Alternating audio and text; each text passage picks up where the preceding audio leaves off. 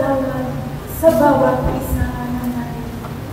Ang pag-ibig na nag-iisang Ama ang siyang bumabalot sa bawat isa na natin. Muling nagagalak ang Amang makapangyarihan dahil muli na naman niyang pinag-ipo ng bawat isa sa inyo upang sa ganun ay inyong ipag- at ulitain ang kaarawan ng mahal na Pola na si Diyos.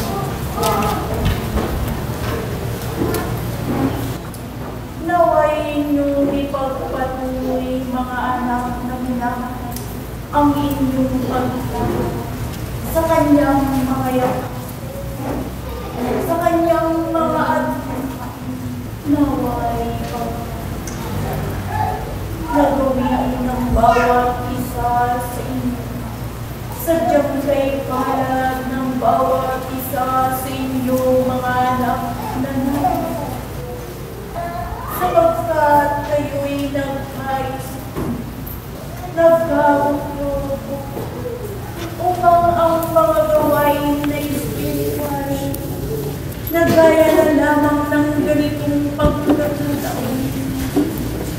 Dahil ito ang mga pangunahing kagustuhan ng Amang mga pangyarihan sa lahat na yay kayong nakikita dahil anino ng bawat isa sa inyo ay isang walis, na iisa ang pitis, iisa ang tinutumo, iisa ang layunin, iisa ang mga adhikain. At higit sa lahat, iisa din ang inaasam ng bawat isa sa inyo.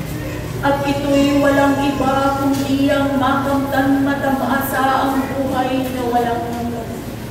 Kaya mga anak na minamahal, ipagpatuloy nawa ng bawat isa sa inyo ang mga nasimulan na gawain, gaya na lamang sa pagsunod sa mga pangunahing kagustuhan ng Amang makapangyarihan sa lahat. At alam ko na alam ng bawat isa sa inyo kung ano-ano ang mga bagay na ito na inyong dapat tagpuin.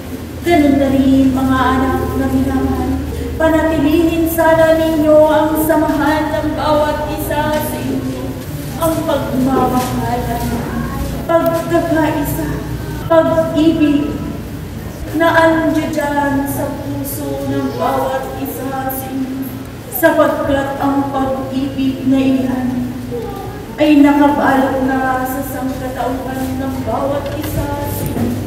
At dahil sa pag-ibig na iyan, kung kayo'y naririto sa kaurasan ito upang sa gabi ay magbahagian ng mga karunungan na siyang inyo rin namamana sa mga fundador na yun. Kaya mga anak na minamahal, binabati ko ang bawat isa sa inyo. Magpatuloy kayo, mga anak na minamahal, sa daan na inyong tinatahak, sapagkat inyo nang natuklasan, inyo nang natunghayan kung gaano kasaya ang manilibig sa Amang makapangyarihan sa inyo. Bagamat andyan palagi, nakaakibat sa inyong pamumuhay ang mga pagsubok, ngunit hindi ibig sabihin, mga anak na minamahal, noong kayo ay magkaroon ng pagsubok sa pamumuhay, ay hindi na dinidilig ng Diyos Ama ang inyong mga gamitin, kundi ibig sabihin lamang ito, mga anak na minamahal, na kayo ay minamahal ng Amang makapangyarihan sa lahat, sapagkat ayaw niya ni isa man sa inyo na mawala sa mga landasin na inyong tinatahak. Kung kaya, mga anak na minamahal, sa pamamagitan ng mga pagsubok na iyan na inyong mga nararanasan, ay dyan din kayo kumukuha ng inyong kalakasan kalakasan kung paano ninyo paigtingin at patibayin ang inyong pananampalataya sa amang makapangyarihan sapagkat mga anak na ginamit. Muli na naman namin ipinapaalala sa bawat isa sa inyo na mapapalad ang mga anak na siyang kanyang makikita na nagpapatuloy sa kanyang mga nasimulan na mga gawain. Huwag sana kayong maihalin tulad sa isang dahon ng puno na kung ito'y malaglag at na ito'y matatapunan na ng lupa, sapagkat ito'y wala ng saysay at wala ng kapunan. Kaya samantalahin ninyo, mga anak na minamahal, ang paggawa ng mga kautihan, kagaya na naman ang pagtanim ng pag-ibig sa inyong mga puso. Na alam ko na ang bawat isa sa inyo na naririto ay taglay-taglay na ilan. Pag-ibig sa inyong mga kabatayan, sa inyong tupo, sapagkat gayon na lamang ang pag-ibig ng amang makapangyarihan sa lahat. Kung kaya't ang nag-iisa niyang anak ay kanyang isinubo upang sa ganoon ay tupusin niya ang kasalanan ng bawat isa sa inyo, upang sa ganoon ay hindi kayo makaranas ng mga pasakit na gaya na lamang ng naranasan ni Jesucristo nung siya ay nagkataon. Bago ako magpatuloy, mga anak na minamahal, ako'y magbibigay ng unang patutuo sa pamamagitan ng banal na kasulatan upang sa ganoon ay wala akong maging pagkukulang sa aking pagpapalagay. Dahil sila dito matatagpuan sa Roma 8:10 hanggang 15. Yes, at kung si Kristo ay nasa sa inyo, ang katawan ay patay dahil sa kasalanan na datapwat, ang Espiritu ay buhay dahil sa katuwiran. 11. Ngunit kung ang Espiritu niya ang buhay na maguli, kay Jesus ay tumira sa inyo, ang buhay na maguli ay Kristo Jesus sa mga patay, magbibigay buhay naman sa inyong mga katawang may kamatayan sa pamamagitan ng kanyang Espiritu na tumitira sa inyo. 12. Kaya nga mga kapatid, mga may utang tayo hindi sa laman upang mabuhay ayon sa laman. 13. Sapagkat kung nangabuhay kayo ng ayon sa laman, ay mga mamatay kayo datapwat. Kung sa pamamagitan ng Espiritu ay pinapatay ninyo ang mga gawa ng laman, ay mga bubuhay kayo. 14. Sapagkat ang lahat ng mga pinapatnubayan ng Espiritu ng Diyos ay sila ang mga anak ng Diyos. Maliwanag, mga ang nakasaad sa banal na kasulatan. Kung kaya, mga anak na minamahal, huwag sanang magdalawang isip at mag-alinlangan ang mga puso't isipan ng bawat isa sa inyo. Lalong-lalo na sa mga anak na bagamat masasabi ko na kayo'y bata pa lamang sa pananampalatayang ngunit mapalad kayo, mga anak na minamahal, sapagkat ito'y inyong nasundan ang daan patungo sa kaligtasan ng bawat isa sa inyo. Kaligtasan, mga anak na minamahal, kung ang mga kagustuhan ng amang makapangyarihan sa lahat ay ito'y inyong taglayin at gawin at sundin. Bagamat sa inyo, mga anak na minamahal, sa pamamagitan ng inyong kintal sa inyong mga loob, diyan makikilala ang bawat isa sa inyo. Makikilala ng Diyos amang mga pangyarihan kung sino sa inyo ang kanyang mapagkakatiwalaan. Sapagkat masasabi ko sa panahon ngayon, mga anak, na hindi sa lahat ng may kintal sa kanyang noo ay mapagkakatiwalaan. Alam niyo kung bakit ko nabanggit at nasabi ang bagay na ito.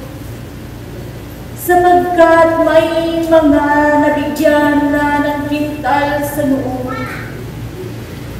na kanila ding ipinag sa walang bahala. Dahil na rin sa kanilang nararanasan na pagsubok sa pamumuhay, ay hindi sila nakahihis. Mas pinili nila mga anak na minamahal na bumalik sa kanilang mga pinanggalingan.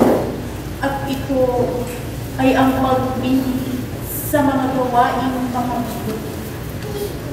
Kaya mga anak na minamahal, yangay kayo mga anak na nagpapatuloy sa mga gawain nito. Magsilbi kayo na walang pag-aalinlangan. Hayaan lamang ninyo mga anak na minamahal ang inyong mga napapakinggan na paninira sa inyong mga lupa. Sapagkat kaakibat na yan ng bawat isa sa inyo bilang mananampalataya ng Diyos Amang Makapangyarihan. Dahil na'y halintulad nga kayo sa isang puno na hitik ang buwan, na kung saan ang mga tao ay binabato nila ang mga bunga upang ito'y palaki. Ngunit ni kailanman ay hindi sila magbuo na kayo'y sirain. Bagamat andiyan ang kanilang pag-aalam. Sapagkat hindi pa nila nalalaman ang mga ibig sabihin ng kanilang mga ginagawa, kung ito ba ay kaigayan-igayan sa harapan ng Amang Makapangyarihan. O kung ito ba ay may magandang idudulot sa kanilang pamumuhay. Kaya paramilihin lamang ninyo mga anak na minamahal ang pagkakaroon ng kababaang loob sa pagkakas isa yan sa mga pinakamahalagang paglayin ng isang anak ng Diyos bilang tagasunod, mga alagad at bilang sultan ng Diyos Amang Makapangyarihan. Alam namin na ang bawat isa sa inyo ay may malawak ng pangunawa at karunungan, at ito sana'y inyong may bahagi, lalo-lalo sa mga hindi pa nakakatuklas kung gaano kasaya, kung gaano kasarap ang magsilbi sa Panginoon na nasa kaitaas-taasan. Alam din namin at nakikita namin na ang bawat sisidlan na daladala ng bawat isa sa inyo ay punong-puno. At ito pa sana'y inyong gagayan. Palakihin pa sana ninyo ang inyong mga daladalang sisidlan, upang sa gayon ay may mapaglagyan pa kayo sa mga mapupulong inyong mga magagandang mensahes na inyong mga naririnig sa kaurasan. Sapagkat wala kaming kasawa, wala kaming kapaguran, upang andirito kami palagi sa inyo ng pabayan, magpaalala sa mga mensahes nito. Ganun na rin kung ano ang mga dapat na gawin ng bawat isa sa inyo, upang sa ganun ay hindi na kayo mawala sa landas na inyong tinatahak. Sapagkat ito na mga anak na minamahal ang inyong mga natahak, ito na ang tamang landas, kung kaya huwag sana kayong magdalik. Huwag na sana ninyong balikan pa ang inyong mga pinanggalingan. Lumakad kayo ng pasunod na huwag sanang patay. Alam namin mga anak na minamahal na ang karunungan ng bawat isa sa inyo sa pamamagitan ng espiritual ay hindi na namin kayang sukatin mga anak na minamahal. Kung kaya magpatuloy sana kayo. At bago ako magpaalala, gusto kong pasalamatan ng bawat isa sa inyo, lalo-lalo na sa may bahay nito. Ganun na rin sa mga opisyalis ng distrito ninyo.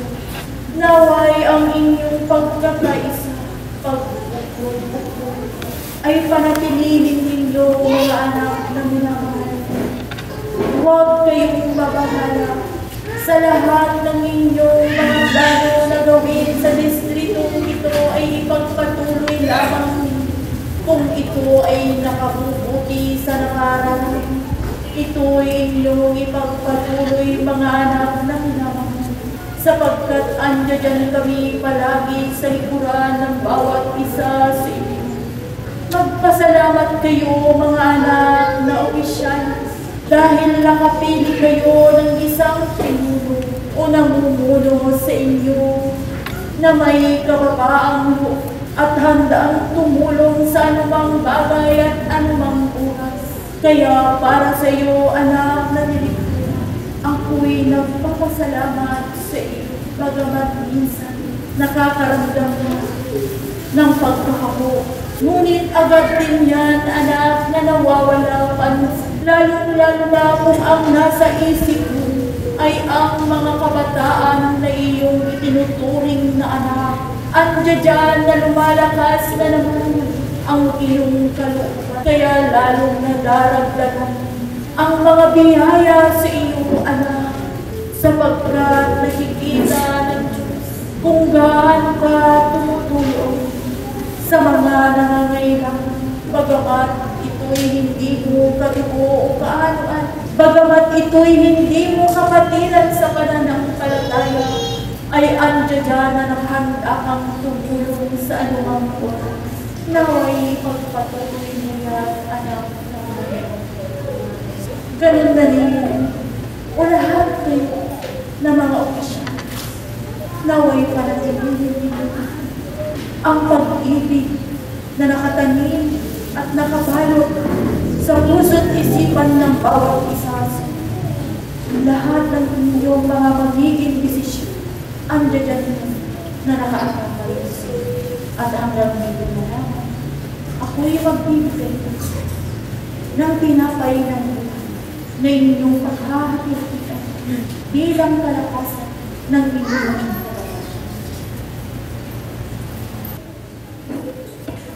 yung binigay ng Banal na Espiritu. Tatagpuan sa Roma 11, 28 hanggang 30. 28, tungkol sa Ebanghelyo ay mga kaaway sila dahil sa inyo. Tatagpuan, tungkol sa kahirang ay mga pinakaibig sila dahil sa mga magulang. 29, sapagkat ang mga kaloob at ang pagtawag ng Diyos ay hindi nagbabago. 30, sapagkat kung paano kayo ng nakaraang panahon ay mga Wahid sa Diyos, tatagpuan ngayon kayo nangagkamit ng habag sa pamamagitan ng kanilang pagsuway. 31, gayon din naman ang mga ito ay naging mga masuwain ngayon upang sa pamamagitan ng mga habag na pinagkaloob sa inyo, sila na may magkamit ngayon ng habag. 32, pamuli, sapagkat ang lahat ay hinulong ng Diyos sa kasuwayan upang siya ay mahabag sa lahat. At ito ang pangkulit, ang pagkulat. At hanggang dito na lamang ang aking may babahagi na mga sinalis sa kaugasan. Naway nabusog na naman ang bawat isa. At muli, ako'y magpapaalam na sa inyo at iiwan ko ang ating basahan sa bawat isa na paalam. Basahin ko po yung iniwan ng Banal na Espiritu. Matatagpuan sa 1 Corintios 7, 29 hanggang 31. 29, ngunit sinasabi ko ito, mga kapatid, ang panahon ay pinakaisip upang mula ngayon ay mga lalaki, may asawa ay maging mga tulad sa wala. At ang mga nagsisiiyak ay maging tulad sa mga hindi nagsisiiyak, at ang nagagalak ay maging tulad sa hindi nagagalak, at ang mga nagsisibili ay maging tulad sa mga walang inaan. 31, panguli, at ang mga nagsisigamit ng sanglibutan ay maging tulad sa hindi nangagpapakalabis ng paggamit sapagkat ang kaasalan ay ng sanglibutang ito ay malilipas.